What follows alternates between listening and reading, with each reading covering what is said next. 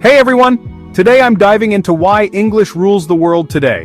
Let's get started with a bit of history. Have you ever heard the term lingua franca? Linguists use it to describe a commonly known and used language. In ancient times, Akkadian was that language, serving as the go-to for various civilizations, especially in politics and trade. Over the centuries, the lingua franca has shifted. Ancient Greek took the stage during the Hellenistic period. Persian, though significant, never quite reached that level. Basically, it all depends on which nations are powerful and influential at the time. Fast forward to today, and English is the international language, our modern-day lingua franca.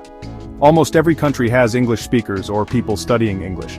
It's a sought-after skill, often learned to enhance job prospects and international communication. But here's a common misconception. Some linguists claim that when a lingua franca is adopted, people abandon their native languages completely. That's not true. Take the example of Jesus and the Hebrews. Some say they didn't know Hebrew because Aramaic was the lingua franca.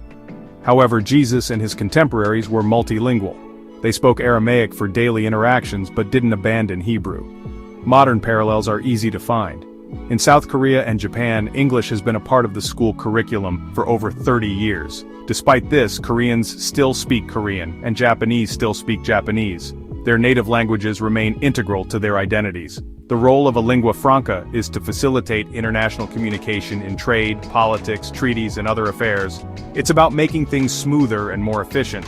Having a common language simplifies complex global interactions. So don't be misled by the idea that native languages are forgotten.